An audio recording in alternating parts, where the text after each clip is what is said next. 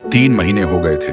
ज्ञान भाई की मौत के बाद राइस्टार जैसे हवा में घुल गया था। किसी को नहीं पता वो कहाँ है, जिंदा है या मर गया। तब से गांव में सिर्फ एक ही नाम का राज था, व्हाइट 444।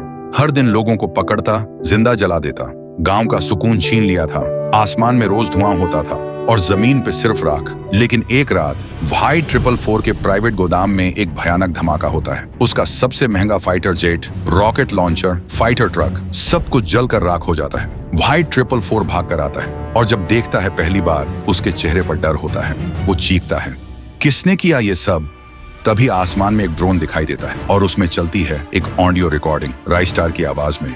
मैं वापस आ गया हूँ, तुझसे तेरा हर गुनाह उस बेकसूर के लिए जिसे तूने जिंदा जला दिया था।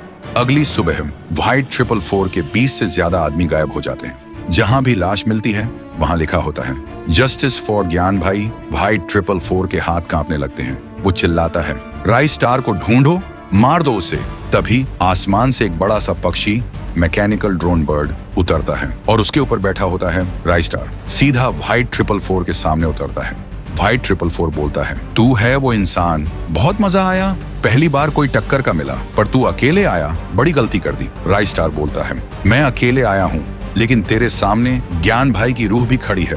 तभी अचानक धुआं उछाता है और शुरू होती है फाइट। राइस्टार एक एक करके व्हाइट 444 के सब आदमियों को खत्म कर देता है। जब धुआं हटता है तो जमीन पर व्हाइट 444 गिरा पड़ा था और उसके साथ सारे आदमी मारे, सब के सब खत्म। अगले दिन पूरा गांव एक जगह जमा होता है। राइस्टार ज्ञान भाई की तस्वीर के सामने दिया जलाता है। गांव फिर से शांत हो चुका था। आज हर चेहरा रो रहा था, पर सुकून के आंसुओं के साथ। और दोस्तों, अगर आपने भी ज्ञान भाई का बदला महसूस किया तो कमेंट करो। Legend never dies.